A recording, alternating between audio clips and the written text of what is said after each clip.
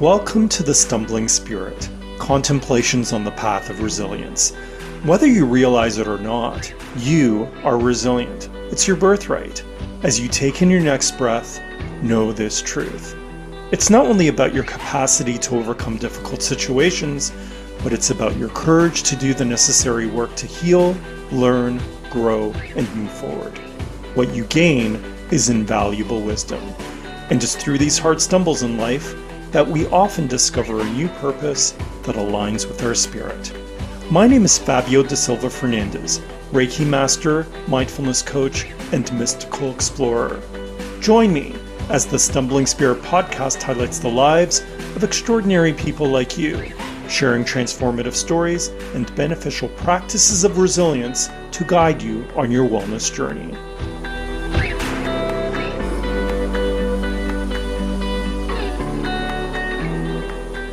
Dating back to the 18th century, Nova Scotia is home to the oldest Black community in Canada.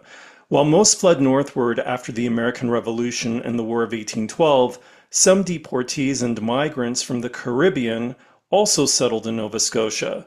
While most found freedom in the former British colony, many were enslaved. For generations, Black residents encountered systemic racism and, in some cases, cultural erasure. Based in Halifax, DeRico Symonds is a certified counselor, community leader, and advisor on anti-racism. DeRico is also an 8th-generation African Nova Scotian. Here to talk about his important work in building a more equitable, inclusive, and racism-free society is DeRico Symonds. Hello, DeRico. Hello, hello. It's a pleasure to have you on the show. Very happy to be here. I mentioned in my introduction that you are an 8th generation of a long line of African Nova Scotians. I'd like to begin by learning more about your ancestors and your family's history in Nova Scotia. So I'm wondering what you can share about that. Sure, yeah. When I share that I'm 8th generation African Nova Scotian, a lot of people are like, well, one, what does 8th generation mean? And then two, what is African Nova Scotian? And so on my sort of matrilineal side, my mother's side, I've been able to trace. So let me give, I guess, just so folks may know the geography, they may not, but I'll sort of flow into this answer. So my mother is from Mulgrave Park community in Halifax. My father is from North Preston community, which is the largest and oldest Indigenous Black community in Canada. My grandmother is from Beachville. And then my grandfather is from Upper Hammonds Plains. So all of these communities are historic African Nova Scotian communities. And so within the African Nova Scotian community, a common phrase you'll hear in Nova Scotia from Black folks is that we've been here. So this particular term has been coined by an African Nova Scotian woman named Cindy Kane. And so we've been here for over 400 years. And so we've settled what are known as, the number varies, but 50 plus, 52 plus historic African Nova Scotian communities within the province. And so when I'm saying I'm 8th generation, I was able to trace my family lineage through Upper Hammonds Plains back to 1802, 1804. I don't know it yet on my father's side from North Preston, and I know that that might be much deeper. But African Nova Scotians were planters, they were Black refugees, they were Jamaican Maroons, and these were groups of people whom really settled into the province. We are one of the only groups to be forcibly placed within the community, and folks have made a way where there was not a way. And so I'm proud to say that I'm African Nova Scotian because it means that we have been here. It means that my ancestry is literally part of the soil and the fabric within the province of Nova Scotia. And there's many historic accomplishments. And, I guess even deeper when I think about my lineage, I have to think about what those folks would have went through just to so that I'm here, right? Like I'm not here by accident. People didn't give up, and people continued to fight. And thus going down the line, myself being 8th generation. So knowing that gives me this sort of reverence, this sort of proudness, if you will, but this reverence that I can't just not be intentional about the things that I'm doing, because my ancestry left sort of the baton, so to speak, in the best place possible for someone else to pick up. And so part of my journey is to build things brick by brick, but leave that kind of metaphorical baton in the best place possible for the next generation of folks to pick up and run as far and as fast as they can. I'm curious about learning more about your family. So, do you know about what they did when they first arrived? I don't. So I've done Ancestry, and I've also spoke with some folks from the community, and I know the Jones family today, and I know that that particular family has a long history of advocacy and activism and community spirit, but I don't know specifics in terms of, say beyond my grandmother. I know that my grandmother, my grandfather was an exceptional athlete with almost an opportunity to play in the major leagues, but he did have some substance challenges and some things that got in the way, as per my grandmother.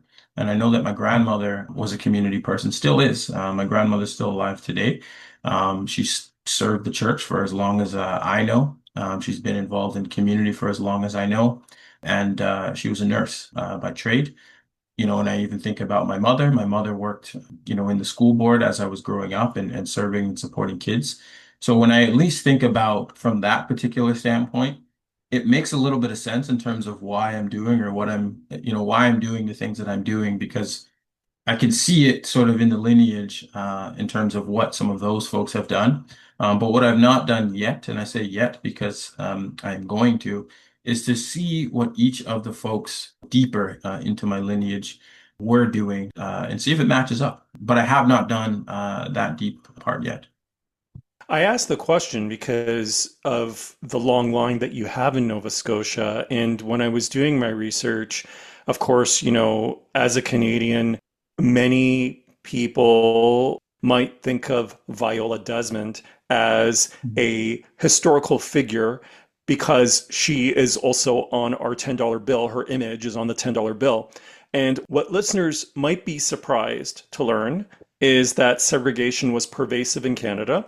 Mhm. And in Viola's case, she refused to leave a whites only section of a movie theater in New Glasgow, Nova Scotia in 1946. Desmond was arrested, charged with tax evasion for the value of 1 cent, which was the difference Mhm. in ticket price between a balcony seat designated for black people and the main floor seat reserved for white people. She was Mhm. also given a hefty fine of $26. And even though Viola challenged the conviction, the court dropped the case on a technicality. So this is an important story, but it's only one story. And so that's the reason why I Mhm. was asking the question, because it's only one Sure. story. So I'm wondering whether you know of other stories similar to that that you might want to share about the history of Nova Scotia. Yeah, I mean, I can give you some recent stories, and unfortunately, but recent stories. So there's the town of Shelburne, which again is a historically settled Black community in Nova Scotia. This just came out recently in the news. So that community has been fighting for clean drinking water for, well, at this point, the better part of 7 years, to be specific. So, a famous actor from the town, Elliot Page, donated $25,000 out of his pocket to go towards the contribution to the wells and to getting clean drinking water in the area. It's a particular case. Why it's important? Because it's a historical case of what we call environmental racism. And so within the town of Shelburne, there were dumps, there was which were affecting the water, and people don't have clean drinking water to this day. And so 7 years ago, that money was donated, and now to this day, the problem is still not rectified. And the town and the province people will continue to make excuses, but if it was their own, this problem will be solved quickly. We could talk about the community of Upper Hammonds Plains. So within the community of Upper Hammonds Plains, we recently, I believe it was 2 years, maybe 3 years ago, there was the massive forest fires within Nova Scotia and the Hammonds Plains area. And the Upper Hammonds Plains community was particularly affected. And they don't have working fire hydrants within their community. And so they have sort of dummy fire hydrants for practice, but they actually do not spout any water. But if you go down to the part of the community where I believe it's actually called White Hills, where it's sort of the white community before it gets to kind of the Pockwalk and Upper Hammonds Plains community, they have working fire hydrants. And to my understanding is that the standard is that you would have a fire hydrant, I believe it's every 500 meters or 1 kilometer. And the Upper Hammonds Plains community might have 3 or 4 dummy fire hydrants. And this community has been talking about this since these fires because they've been paying taxes for those fire hydrants to work for decades, and they do not work. We could go back into Halifax and we could talk about, a couple of things, even thinking about the geography of some of the communities in Halifax. Upper Hammonds Plains, Beachville, the Preston Township, so that would include North Preston, East Preston, Cherry Brook, Lake Loon. Think about where they are. These were spots when Black folks were considered property in Halifax that white people did not want to live.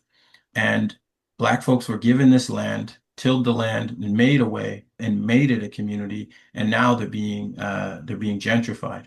But we have to think about deeper around there's a police station in every Black community and or every public housing community within HRM. There's not a police station in every white community. And why is that? And we could go to Africville. Africville is maybe one of the better known acts of anti-Black racism within HRM. And Africville was a thriving Black community, again, where white folks did not want to live, but folks made a way there. And the city forcibly overtook homes within the community, demolished homes, and has still to this day has not made good on their particular promises. And even more so in present day, we have the Dr. Scott Wortley report on street checks. And I'll spend just a second here because for folks who are not familiar, I have to sort of say the backgrounds of individuals. So Dr. Scott Wortley is a white man from Toronto who had to come to Halifax to validate the concerns of the Black community. And we have Black scholars and professors here in Nova Scotia and in the city who could have conducted that same work. And the Black community has been saying for years that we are unfairly and wrongly stopped by police. We have Kirk Johnson case, who won the case, a human rights case, that street checks was a problem. He was compensated for that. That report has never been enacted. And then decades later, we're continuing to say, this is happening, but they're not listening. So then we have a white man from Toronto who was paid by the Human Rights Commission to come and validate the concerns of the Black community.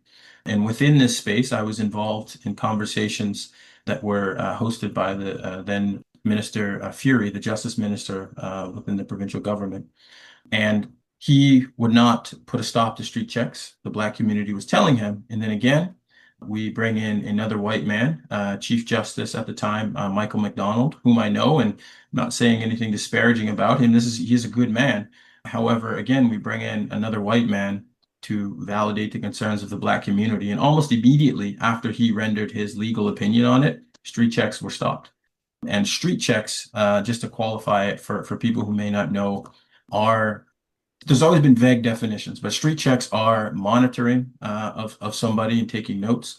They are physically stopping somebody and carding them, and or arbitrary stops. And so in Nova Scotia, because listeners may say, well, isn't there a ban? Yes, there is a moratorium on street checks, but that does not mean that Black folks are still being stopped. The last point I'll make on street checks, because it is important, is in the particular report, there is, this is what it's titled. It's titled A Disturbing Statistic.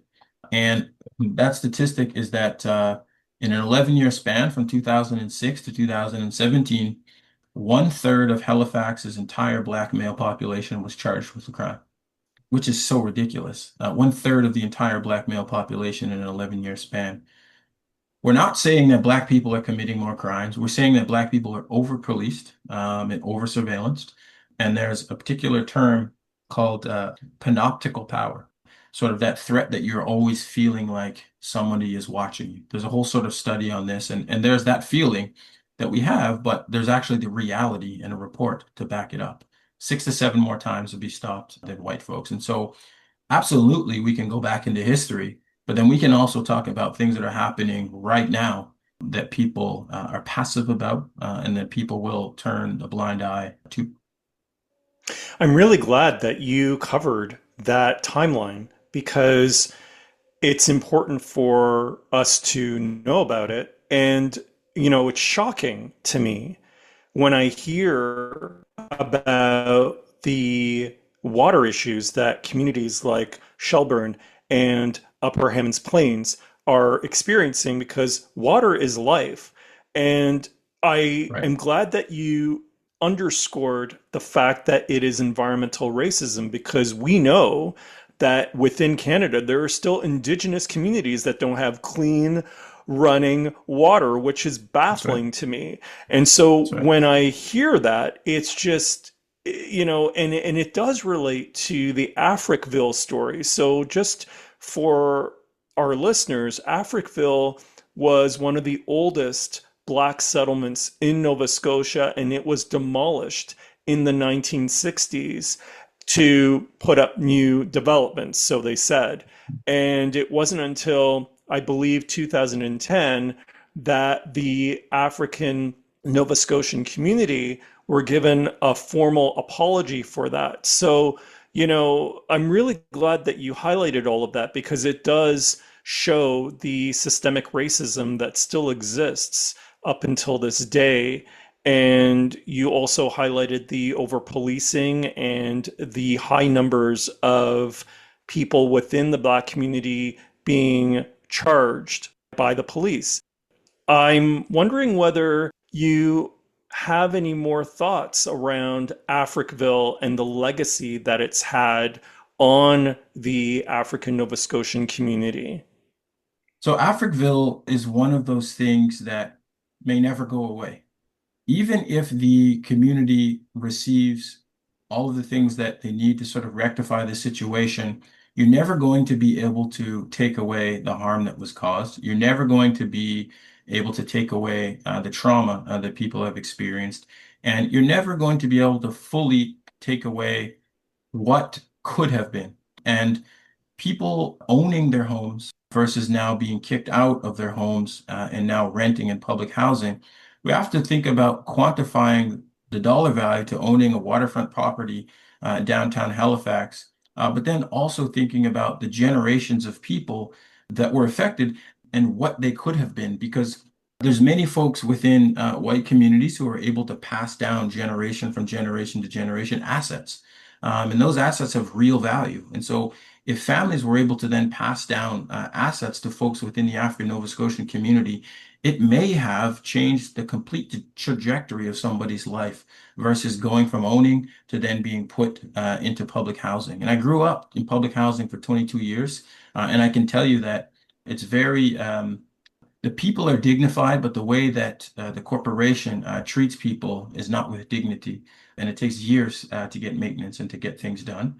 And so that impact is going to be forevermore, regardless of if, there's monetary settlements that have happened, because there's been report after report after report and protest after protest after protest. And, I think that that's going to be something that's going to forever affect the African Nova Scotian community. And really, the legacy is going to live on. The people that have continued to fight, Mr. Eddie Carvery, the Carvery family, the West family, the Brown family, many families, that are still prominent families today, are still continuing to fight for some form of rectification for the community. And I'll mention even a few other things is that in Nova Scotia we have many people don't know, just a bit of a tangent, but often when we talk about racism or anti-Black racism, people think that these things have happened years ago, so far long ago that we don't have to talk about or think about them anymore and sort of to get over it. But we had a segregated Black school in Nova Scotia that just closed in 1983. It was called the Mary E. Cornish School in Lincolnville. It was to be torn down. It was only torn down in 2014. And even in Canada, the last residential center, I don't call them schools, the last residential center to close was 1996 in Saskatchewan. And so many of these things are still like present day that I've either experienced, but certainly my mother and my grandmother have experienced. And so just because there's distance historically doesn't mean that there are not current realities that are still happening. And distance from racism doesn't mean that everything is better because the residual effects spill out into the community. I'm glad that you mentioned the rest of Canada. So I know that we've been focusing our conversation so far on Nova Scotia, but I'm wondering whether you have a lens around what is going on in the rest of Canada, whether you think there are similarities to what's going on in Nova Scotia. What are your thoughts on that? Well, I think that there's many things that are going on in Canada. I know that the indigenous communities across the country are defending their land. I know that there's many sort of encroachment on in indigenous land through the RCMP, and they're simply, I don't want to say simply, but trying to preserve and protect Mother Earth. I know that there's communities historically, Hogan's Alley within I want to say Vancouver was also similar story to Africville, a Black community that was thriving there, where highways were built through that community. And one thing that I would maybe want to touch on and maybe enlighten folks is that people are using community land trusts that many Black communities are using as a vehicle to preserve and protect their land. And I know that there's community land trusts that have happened in Vancouver. I know that there's community land trust conversations that are taking place across the country, certainly in a large way, in an effective way in Halifax. And so, although my experience here is local, I know that the rest of sort of Canada, say Black Canada as an example, are having experiences. And I would say, there's Canada's Black Justice Strategy, which is a 10-year justice strategy that has been, like I would say, beautifully mapped out by the steering committee. And many Black Canadians have poured into this. And it's a fight to try and get this funded beyond 2 years. So it's a 10-year strategy where we have 2 years of funding, and communities are fighting to get recognition within that. I could speak about a particular bill. There's Bill C9, which is about religious symbols and symbols of hate. I spoke at the Justice and Human Rights Committee about the inclusion of the noose to be recognized, or the KKK to be recognized within that bill, because the noose is not only a symbol of racial terror for Black communities, it's the actual tool that was used. And many folks wouldn't believe that, but the KKK is not listed as a terrorist organization in Canada. But subsidiary groups of the KKK, like the Proud Boys, would be listed in there. And so these are fights that we want to codify. I can give you an example from Halifax, from a person that I personally know and someone I personally walked to the Nova Scotia Human Rights Commission, where they were recruiting for a Klan rally that was happening on the weekend during the workplace. And this is on video. I have the videos. And they called the foreman Grand Wizard. And the individual I was supporting is the only one of two Black folks within this construction company, and they were recruiting for a Klan rally during lunchtime. And he had spoke up and said, "What if I attended?" And they said, "Well, you know what? If you put your white hood on, bud, and you shut the fuck up, nothing will happen to you. But if you start talking, we know how Black people sound. So if you found out, we might have to kill you, bud." And they were talking about pushing him off the scaffold, many things. And this brother left the province, and nothing was done. It's also about these things are happening, but we also need accountability. We need things to happen so that people understand that these things are not okay. There's a perception of Canada that we are nice, and we are nice, but there's also a perception that racism is the United States. It's kind of the biggest secret everybody knows. And I know that that's like almost doesn't make sense because secrets are secrets, but everybody knows that this thing happens here.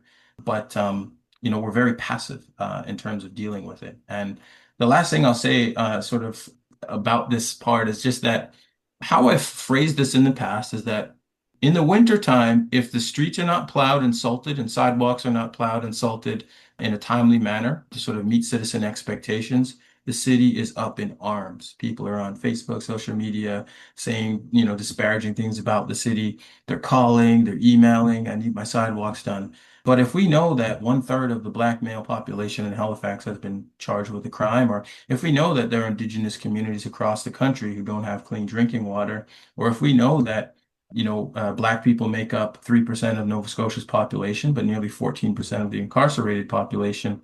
If we know these things, we don't have the same outrage. It's very selective, very, very, very selective in terms of what people will be upset about. And so we've got to move folks away from sort of over the hump of passivity. COVID, everybody knew about it, affected everybody. And racism, believe it or not, has an effect on everyone. Thank you for bringing that up and also highlighting the fact that there are white supremacist groups that are still operating.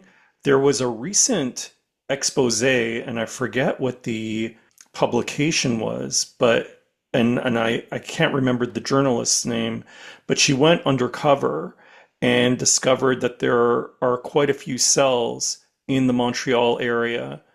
I think it's Rachel Gilmore. She was the one Mm. that exposed these terror cells. We might as well call them terror cells in the Montreal area that were gathering at gyms. That Yes. was where their meeting places were. Yeah. So I was, I don't know why, but I was still shocked by the news, even though I know that it exists, but it's still shocking to read and see.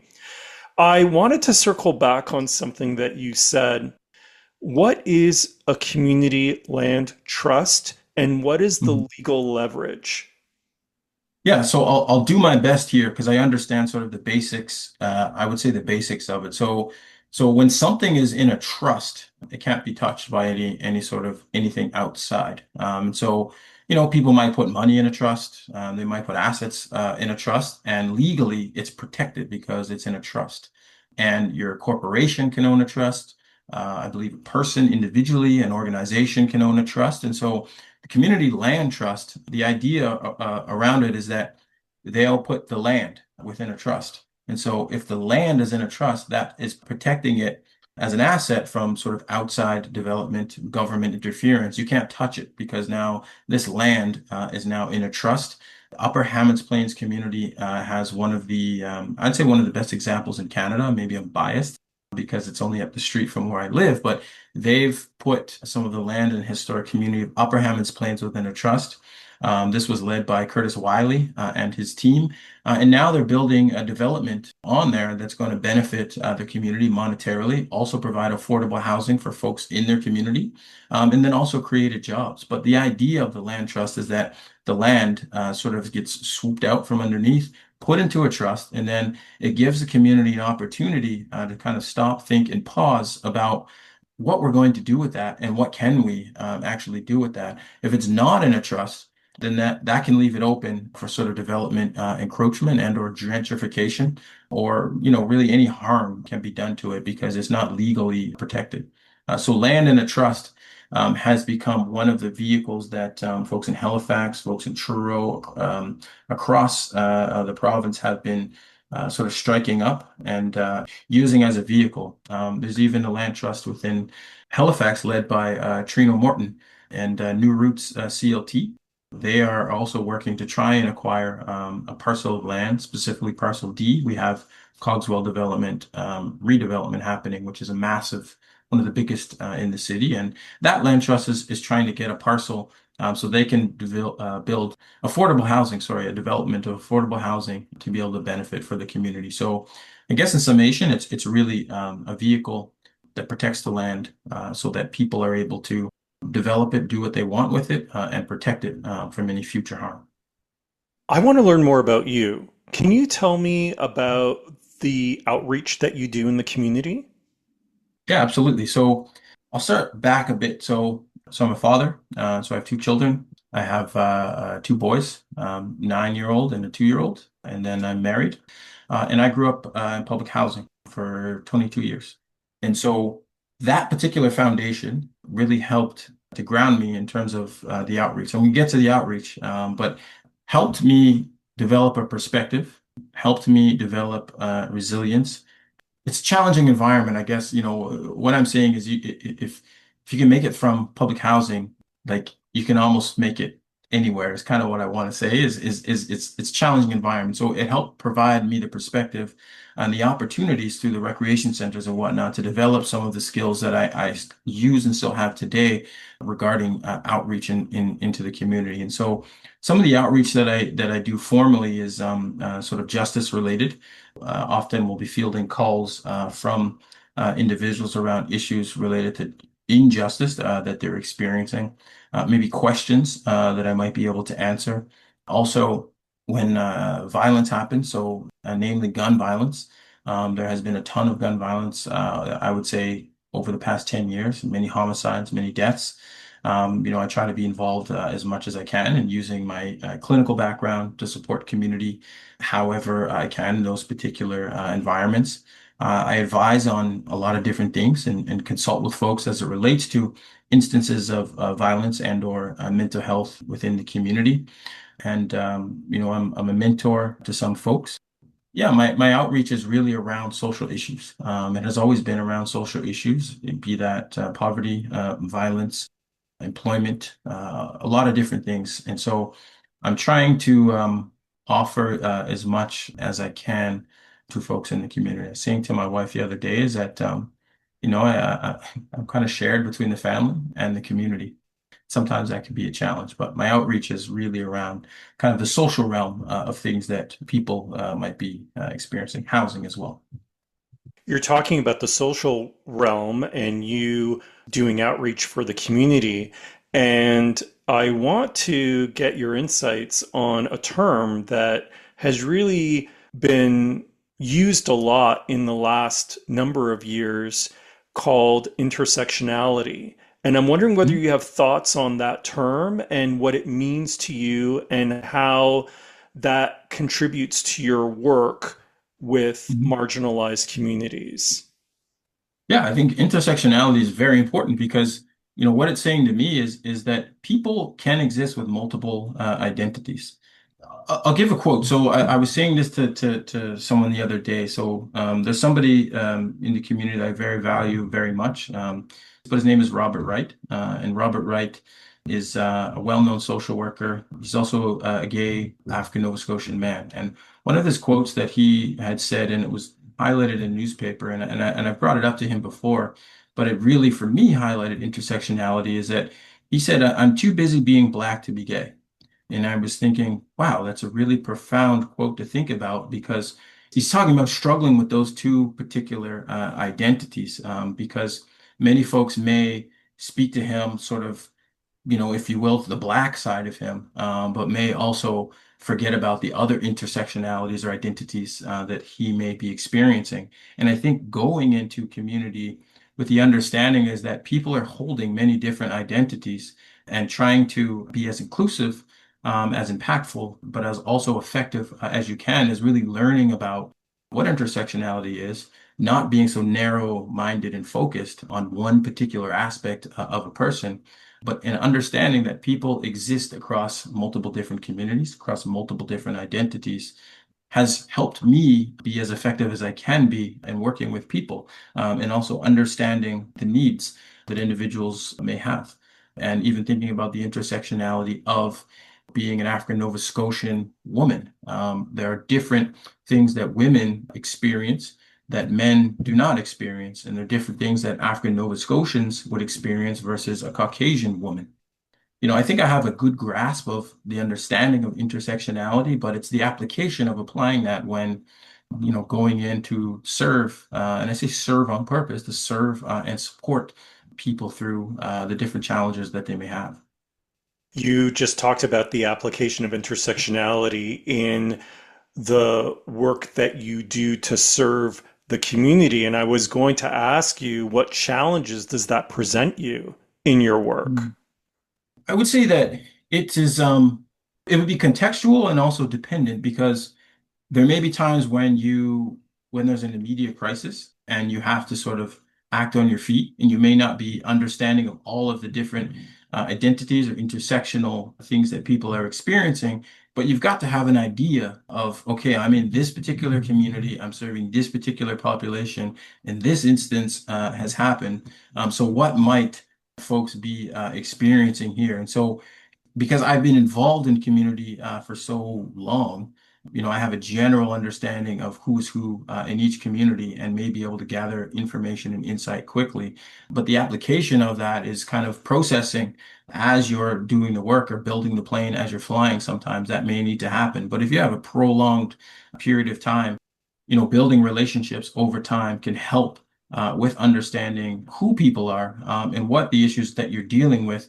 So then, you may be able to best support folks because if I'm supporting an African Nova Scotian woman, as an example, somebody may come with the lens of supporting a Black person, but then you might be forgetting that, well, this is actually a woman or, a young female, and there's a whole side of challenges you might be forgetting about that you need to support that person as one, an African Nova Scotian, but then also as a woman. And then if we add in, any sort of difference in gender ideology or identity, well, then there's another intersectional piece that you also need to think about. You alluded to this, but I am hoping that you can elaborate a little bit more on it. So currently, you are an assessor with the Forensic Assessment and Treatment Unit at the African Nova Scotian Justice Institute. Can you tell us about the work that you do in this specific area? I'm glad you asked actually. So these are very important and specific to Nova Scotia, but now across the country. So these are called IRCA, IRCA, so Impact of Race and Culture Assessment.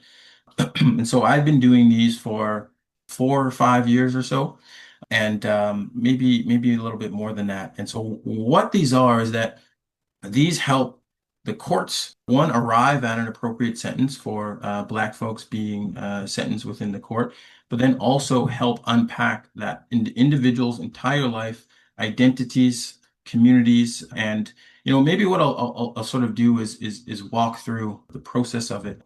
IRCAs were started here in Nova Scotia in 2014. So Mr. Robert Wright, the gentleman that I was speaking about, he had written the first one in 2014. These are likened to what would be known as a Gladue report here in Nova Scotia, but these are for Black folks. And so the first IRCA was written in 2014, and then it since has grown. The practice has actually exploded. And so we have in Nova Scotia the strongest case law to support the practice of IRCA. So this would be R.V. Anderson. And this was an IRCA that was written by a colleague and friend of mine, Ms. Natalie Hodgson. And the justice at the time, and I'll get to what they are, but the justice at the time, Justice Ann Derrick, in part, had said it may amount to an error in law if a Black person is sentenced in Nova Scotia without an IRCA, because IRCAs provide so much depth of information that other reports do not. So there's other reports called Section 34. And so these are for young folks that are written by a mental health professional from the IWK. They give a plethora of information, but they don't have a cultural element to them.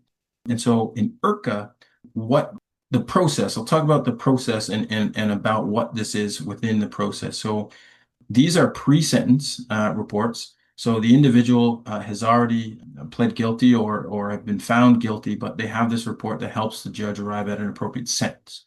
And so we have things in there what are called IRCA factors. So we ask about education. We ask about sort of your social mobility or your residential history, health history, your mental health, your trauma. We ask things about your siblings, your parents, who your grandparents were. And we really break down from your grandparents to your parents to your birth to your whole life around how your life experiences have led you to arrive at the criminal activity that you've been engaged in. And these are written by qualified mental health clinicians. And these really look at sort of the biopsychosocial of the person. And what we find, and I'll sort of share a particular story that I often share that illuminates it a bit, is that there was an individual whom I had written one for that had a gun charge. The house was raided. They found firearms within the home. Serious charge. And so what I'm not about to sort of do is dismiss the seriousness of it, but a very serious charge.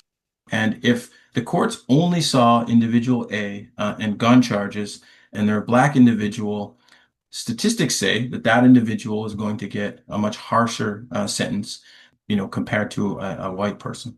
And so what IRCAs are doing are accounting for the disproportionality, accounting for the racism, and providing a tool to then look at how the systems around this individual have interacted with, and ultimately, in a lot of cases, have failed. And so in this case, once I started talking to the individual and talking to collaterals, this person has been shot at multiple times. Their grandmother's house has been shot at. They live in constant fear for their life. Their community, they've lost multiple friends around them due to gun violence, and their mental health is drastically affected. And so the collaterals have spoken to, well, it makes sense to me why this individual would be carrying a firearm based on their particular life circumstances. And what that did was provide the court with a whole different perspective on their, what we call the context of current offense. And so it provided contextual information or social context evidence for how that individual arrived at, the particular criminal activity that they have. And so since, I'll just say briefly around how the practice has grown is that we, through ANSJI, the African Nova Scotian Justice Institute, and through a lot of work of Miss Natalie Hodgson, has trained cohorts across the country. And so, and then we have written a first IRCA or supported a first IRCA in everywhere across the country, except I believe it's PEI, and I think it's Nunavut. But everywhere else in the country, there's either been a cohort or there's been a first IRCA written. So it's been very transformational for the not only Nova Scotian, but the Canadian justice system. So I just want to repeat this for our listeners, just because it's a pretty long acronym. So it's Impact of Race and Cultural Assessor, or IRCA. And effectively, it is a process that allows for, I'm assuming it's an independent evaluator, right? That goes in, looks at the case, and then provides a report to the judge that gives a profile essentially of the person who is charged with a crime, that gives a multi-dimensional view of what they experienced that led them to act in a certain way. That's right. Yeah, that's perfect. That's perfect. And it starts from grandparents, the parents, to the individual, and walks through the beginnings of their life, all of the things that have shaped that individual, and why and or how they may have arrived at the particular crime that they've committed. And you can tie certain things into their life and help provide a depth of explanation around that crime that individual is being tried for, which is helpful for the courts to know. It's clear to me that you have a passion for helping young people just by reading your bio. You hold a bachelor's degree in child and youth study and a master in education and counseling. I mentioned earlier that you are a certified counselor as well. Tell us about how your academic and professional background supports your social justice work. Yeah, I'd actually say in the reverse. I would actually say that my personal upbringing supported my academic journey because I was able to actually, and I know your question, I'm going to get to it, but I was able to sort of apply my upbringing to the academics and actually enrich it a little bit more because a lot of folks that I went to school with just went to school. I was bringing a particular perspective and life experience to that education that actually helped. And when I say just go to school, these were folks that grew up well, I suppose I would say. So I was pairing that life experience with my education. And so my educational background, both my undergrad and my master's, especially my counseling degree, really helped me, gave me a different lens to think about the work and gave me a different set of skills to be able to support folks better. Especially things related to mental health and having difficult conversations when people are telling me some of the worst things that they may have experienced. And some people may think that, if you see me have one of these conversations, that I'm like desensitized to it because I might not react. I might not react because I'm processing what the person is saying and thinking about how I'm going to offer advice and or solve the problem. And so I think having a good educational foundation for this work is important, but it's not necessary. And I'm not giving the message of don't go to school because I think that I guess my message is school isn't for everyone, but everyone should go. Like you should try it out. Like there's obviously some things that you can learn, but if you're not going to school, you've got to be doing something. And what is that something? And so it really helped give me different perspectives, different knowledge, and helped me to become more well-rounded, especially doing the undergrad and getting the understanding of sort of children and youth, and then pairing that with being a sort of master's level clinician. It really helped because the personal experience could be enough, but you don't know what you don't know. And I think that those particular pieces just gave me more tools and more things to be able to serve and support better. But then also speak to young folks about around the challenges of going to college or university, and why it's important. I think it is very important. And actually during university is kind of where I would say I was going to say became who I was, but sort of helped mold me more into sort of who I am because I remember the year and sort of I started to kind of think about things a little bit differently because of that university experience. To my listeners, what do you think of my chat with DeRico Symonds? I'd love to hear from you. Just DM me on Blue Sky at thestumblingspirit.bsky.social. You are a consultant, and one of the things that you explore is this idea of how to be a good leader. So you have a 3-step method in working with your clients to identify strengths, build resilience and drive meaningful impact, and build resilience. So let's go through each of them. So the first one is empowering potential. So tell us a little bit more about that. Yeah, so I believe that everybody has talent, but not everybody gets the same opportunities. Everybody has potential to do the things that they want to do, but they just may not have realized that particular potential. And so I think that that can be developed through conversation, that can be developed through education, and that can be developed through experiences. And it's kind of uncovering that thing, when you talk to somebody and they mention something, they give you a little bit of glimmer or a smile of like, and then they'll keep talking. But then if you miss that, you might miss it. But there's always that thing that somebody loves to talk about or somebody loves to do. And if you can catch that in conversation, you can find that aha moment where you realize, there's that potential, there's that thing. And sometimes people need a hand up. They just need just a little bit of a hand up. And I'll give an example. This might sound around the way, but just stay with me for a second. Is that if you think about a university environment, if you don't advertise at all, there will still be people that are going to go. Some people will still go. But if you're a recruiter and you just take that little extra step and go to like the unconventional places and give people just a little bit of a nudge and a little bit of information, they have the potential to go and succeed, and they will go. And so empowering the potential is really about kind of giving folks just a little bit of a hand up, having some conversation with individuals, and helping to realize or actualize that potential that they have. Everybody has it. Resilient leadership mindset is step 2. So what do you mean by that? As I said before, is that being in a leadership role doesn't necessarily mean that you're a leader, but you've got to have a resilient mindset if you are a leader and or calling yourself a leader. I also think you've got to be, I say, a little bit delusional in the work because you have to believe that something different is going to happen than what has happened.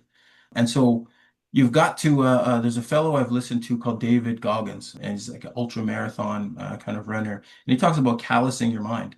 You've got to do that thing over and over and over and over and over again until, on your hands, if you're lifting weights, you'll get calluses. But building callus sort of on your mind so that you're resilient, and that resilient sort of leadership mindset is that there's an African proverb that I've heard from a colleague of mine and sort of friend, Dr. Casey Monroe, when she says, a leader without followers is just taking a walk. And, if you're building as a leader a resilient leadership mindset, that can also inspire. So as a leader, you also got to have the ability to be able to inspire folks, to create a vision, but also care for individuals. But for me, that sort of resilient mindset is all about sort of that mental toughness, that fortitude, and that kind of I'll say delusion. Folks might not like that word, but that delusion that you can see through that barrier that others see as how are we going to get around this? We got to be able to be resilient enough to think that there's a way we can do this. Delusional or aspirational? That's a good question. I think I'm taking the word delusional and sort of, because I know it's a sensitive way to use it. I'm aware of that. But aspirational to me feels, and I like this question. Aspirational to me feels passive, like I aspire, like I actually think they're different. Because if I'm aspiring to do something versus I'm I'm delusional that something different is going to happen. Like I think that they're different things. Because I can aspire to be, but then I can also think that something different is going to happen, right? Like if I'm aspiring to be or to do something, I may not be thinking that something different is going to happen than what has happened.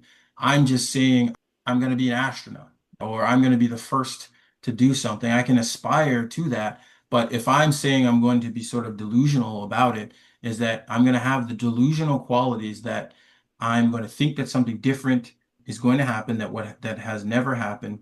I'm going to think about it in a way that may not have been thought about before. You may get me to change the word, but I don't know. I like the thought of like I got to be delusional about this because if I'm thinking about it in a way that I'm going to be delusional about the thing that I'm going to do, I'm thinking about all of the different ways that I'm going to sort of get there. I'm thinking about all of the people who have failed before. I'm thinking about all of the things that are in the way. And I'm delusional in a sense to think that, I can climb a 200-foot building in a day. Like you'd have to be delusional to think like it's actually not possible, but it might be. People might say, well, you're delusional. Well, maybe I am.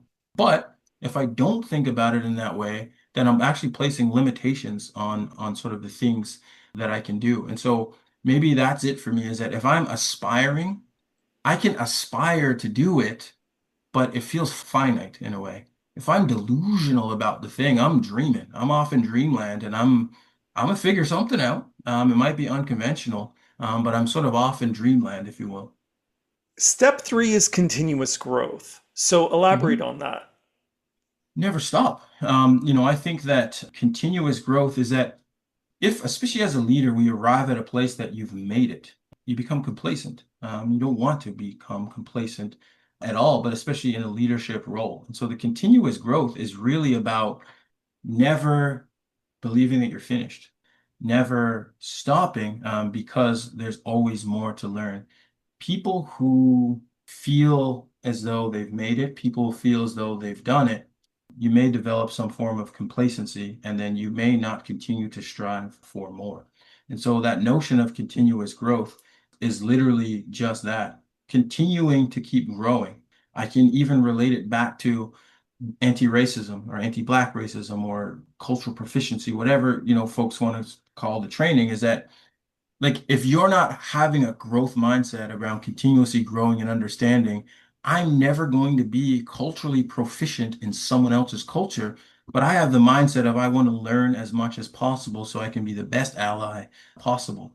And many folks who are, I'll just say it plainly, but many white folks, will take a training and, either claim allyship or claim that they know, but it's I can't walk away from a training like for the rest of my life. And this will sort of round out the point, but for the rest of my life, I will be engaged. I will experience racism whether I want to or not. And so for white folks, you've got to kind of put on your boots and walk alongside and be prepared to continuously grow rather than feeling that you've arrived. And so it's that feeling of like growth is finite. You can always do more. You can always learn more. You can always grow more. So that's what I'm trying to say there is there's always more. There's always more. You mentioned allyship. So, how can we Mhm. be better allies towards one another? So this is something that especially during I'd say 2020, 2021, when George Floyd was murdered, many conversations. So one thing that I've said to someone before is that take the lane that you're in because allyship isn't about, there might be times for it, but it's not asking for someone to organize a protest and be the leader in the front of the protest. But think about the industry that you're in. Where are you at? And then what can you dial up or dial down, or what can you change in your lane? And so, the person I was talking about was in film, in movies. And so they're like, okay, that makes sense to me. I can absolutely reach out to more folks from different cultural backgrounds than mine. I can absolutely change some of the language in my particular lane. But being better allies is one, doing that sort of continuous learning, that continuous understanding, being open that you're wrong. You've got to be open that your perspective may not be right, and being open to be wrong and being open to being corrected. But then also, there may be times where you may need to, or you should step in front and speak up, or speak for, or speak with members of a particular community. Because, the way I would phrase it is that if it was up to me in the Black community, we would have solved this issue yesterday. And so we actually need everybody to come together, and we need allies as part of this work and as part of this fight, because I would have wanted this to be done with yesterday, but it's not up to me. And so we need allies to be a part of it. But a continuous learning, being a part, being involved and engaged. If you see something and it's safe to do so, speak up and say something or do something. And then also, if you're in positions of power, leading from behind is very powerful. And so there may be opportunities because being an ally may also mean you've got to give up some power. And many people may not be willing to do that. But that can be the measure of being a true ally or not, because it is a power sharing, it is a power dynamic. You could be sort of in a C-suite position per se, but there may be opportunities that you might have to lose some power in order to become the ally that the community needs you to be or the ally that you want to be. And I think it involves deep reflection. You can't just call yourself an ally. You've got to do some stuff. You've got to do some work. You've got to engage with folks in the community. You've got to learn. You've got to understand as best as you can. And as best as you can is meaning that it's not finite. And what I'll say is that there's a sort of an image that I crafted that it's a bit of an arc. And on one side, it's somewhat humorous. It's kind of oblivious, the word oblivious. And then on the other side is kind of allyship. But the point of this particular arc is that as you're going along the arc, you may be learning, you may be gaining information, and then what that does is that you may actually have disrupted relationships. You may not have the same friendships because you're now educating yourself, and those jokes that people made before you don't tolerate, those things that people in your family have said before, you're now saying something. So your relationships may be disrupted. Then you get to this sort of lonely space in the middle where you're not connected to the communities just yet, but you also may not be connected to your family and friendships the same way. But then as you continue to go, you may now become the person who may be educating your family and friends. You may now become the person who is supporting and serving within different communities. But the idea is that it's a continuum. And so now you may arrive at sort of this place of allyship. But what I say is it's a journey through, not to. So it's a journey through allyship, but it's back and forth. Because I would rather somebody make mistakes, somebody say the wrong thing and fall on their face out of genuinely, sincerely trying to do better and be better than to just do nothing. I'd much rather that all day. And I think, we can work with that versus, nope, not a problem, not doing anything. I don't want that. I read one of your blog posts and you wrote, I've spent most of my life trying to make change in the city I call home. Not because it's easy, not because the systems always work with you, but because I've seen what happens when we don't show up. The truth is, we all have power. Whether you're a young person wondering where to start or a working professional tired of seeing the same issues recycled year after year, change begins with you. So I'm wondering if you could share with us what is your philosophy in community engagement and social justice work? Community engagement in social justice work has to be the foundation of anything that you're doing. You have to have a pulse of what the people are feeling and experiencing. You have to engage with people on the issues in order to do the social justice work effectively. And my philosophy is that the people know what they need. They don't need you to tell them. The people will tell you what they need. The people know what they need. The people are the experts in their own lives. And if you're there to truly serve and support, with that notion in mind, you'll be able to be effective and actually get things done for folks. And so, I know that that sounds somewhat simple, but the people are experts. The people know what they need. And you can't do social justice work without people involved. In anything that I've done, I'd be hard pressed to think about a time when I didn't engage community in some way or didn't have an understanding of what people are experiencing. But you've got to go where the people are. You've got to engage with the people, even when shit gets hard. You have to continue to show up always. Because I would add that in there as well. You have to continue to show up no matter what. Because people, whether they're doing it intentionally or not, like you'll be tested. Politicians are tested to be a good example. They'll go into a space where it's very hot and heated and then never come back. That doesn't bode well. And so part of the thing, for me in terms of, I guess, philosophically for community engagement and social justice work is you just have to keep showing up. You have to. And change isn't made by being docile and passive and scared. And you just have to you got to go into the fire sometimes. And if you go into the fire, you might be able to put it out, but if you can't put it out, then you're going to get other people to help you sort of put that fire out, so to speak. But you can't not show up. So you've got to show up. You've got to be consistent, and you've got to build relationships with people because people know what they need best. They're the experts in their own life.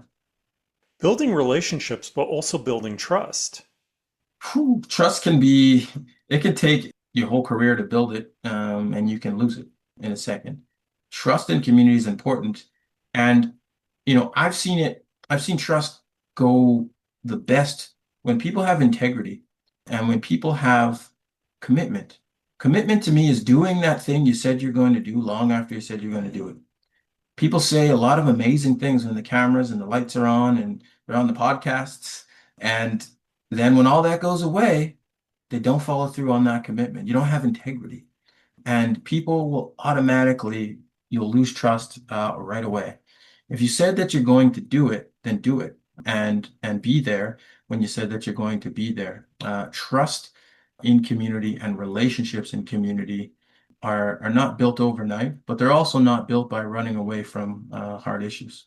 And so that's what I mean about being consistent, because I've seen instances where people in leadership roles have the opportunity to speak with community. They get very uncomfortable and then they never return. And people will continue to not trust that individual and or those systems because the issues are hard. But imagine the privilege that is that you get to experience an uncomfortable conversation and then go home. And then these people have to still live with all of the things that they just told you that they've experienced and you don't do anything about it. What a privilege that is. What does resilience mean to you? What does it mean to me? I certainly know what it feels like. It means to me, it's not as simple as not quitting. It's not as simple as not giving up, but it is almost at the same time because everybody has the ability to be resilient, but not everybody is resilient. So I understand that people's life experiences may shape the level of resiliency that they may have because people have experienced harder, tougher more traumatic things than other folks.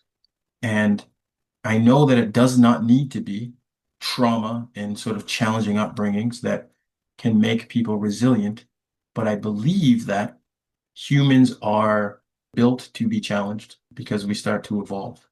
So resiliency to me is that ever-present feeling and those ever-present actions that continue you on to never say, I'm done.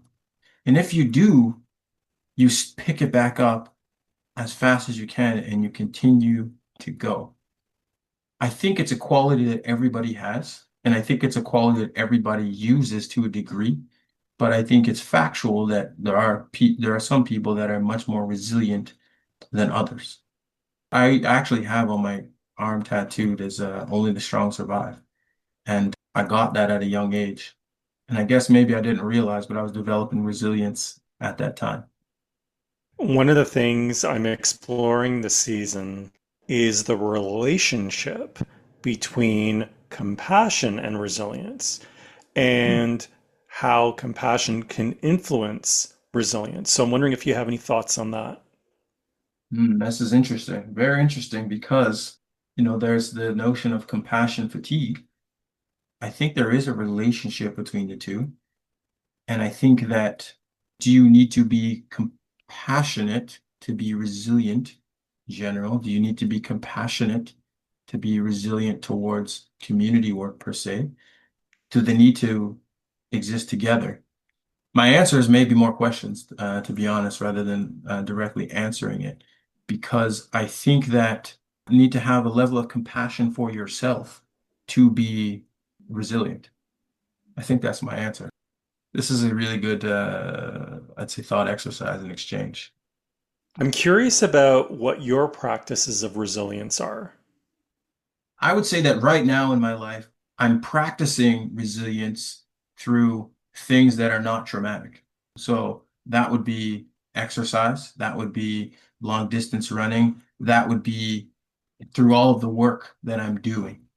What I would say is why I feel like I'm sort of in that season of my life is because of just the things that I've experienced throughout my life and the challenges that I've had to go through as a child and my upbringing in public housing. And at the time, being a young child, developing resilience through traumatic situations or through challenges and not even knowing it. And now being at a place where I can choose, not all of the time, but I get to choose sort of the practice of resilience rather than having to be at the effect of it, if that makes sense. Because as a child and as a young person growing up, you have choice and agency, but you also have parents in an environment where you're a kid and sometimes you have say, sometimes you don't. Sometimes things just happen and you are a recipient of the effect of something that you're experiencing. And now, as an adult, I like the thought or the idea of being able to choose some of the things around practicing it because I like how you phrased it because I would agree, and I think you would as well by how you phrase it, is that it is a bit of a practice. And thinking about the children I'm raising now, like they don't have the same experiences that I have had where I've developed this type of resilience. But what I'm trying to do is intentionally create situations where it may need to be resilient. Now, it may not be to the degree that I've experienced, but if you're asking me for something, even though I know I either have it or I could give it to you, I'm going to say no. You'll get it at some point, but I'm going to tell you no, you can't have it and then see what happens. And then like they have to figure out like, okay, like they've got to be resilient in that matter of like composed or figuring out how they can earn it.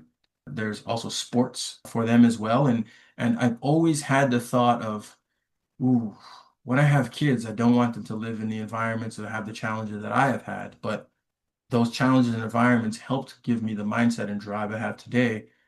So how can I practice that with my children without putting them in unsafe situations?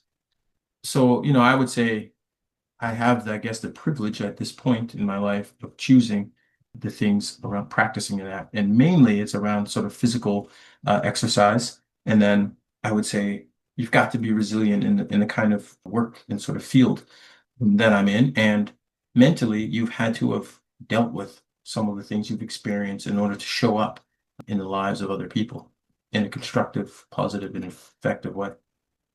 So you were talking about how physical activity, long distance running, fitness, and also making sure that you're in a space to be able to step into your work on a daily basis. So Mhm. I'm wondering how these practices benefit you. Yeah, so they benefit me because they keep my body and they keep my mind in a state of, I want to say surviving, but it's not that. They keep my mind and my body in like a state of journeying, if you will. It's not getting to sort of the place of like, good, made it, don't have to do anything anymore. I always want to do hard things. I have a book in me called Always Take the Stairs. And I came up with this idea. It was actually when I was working with government. And every morning I would walk in there and it's like 10 minutes. I'm like waiting 10 minutes for the elevator. People are comfy, they're joking, they're laughing, they've got their, winter jackets and their coffees. And I'm like, no, this is not it for me. So I just took the stairs and I got up to the thing and I'm like, wow, this is way shorter. It's actually just a little bit harder. And so I started thinking like, okay, well, this is a bit of a dichotomy here in terms of like how I would see society is that there are people who will willingly choose the harder path. And then there are people who are just, they're okay taking the elevator every day because it's easy and it's simple and you don't need to be pushed. That's when I thought, well, I think I have a book and I want to write something. And so always take the stairs is a bit of a notion that I have literally in my head everywhere that I'm going because I'm choosing to do the harder thing. It's purposely choosing. And so even back to your question before that is how do I practice it? It's actually choosing small things every day that take you out of being comfortable. And so if you could park close to the venue and just get out and get in your car, well, you could just park a block away and walk down. You're still getting the same place, but it's a little bit harder. And so it's remaining not in a state of comfort, if that makes sense. How can people reach you if they want to contact you? People can reach me on our website, DeRicoSymonds.ca, or my email, DeRicoSymonds@gmail.com. And that's spelled DeRicoSymonds. African Nova Scotian DeRico Symonds is a community leader, social justice advocate, and activist for equity and anti-racism.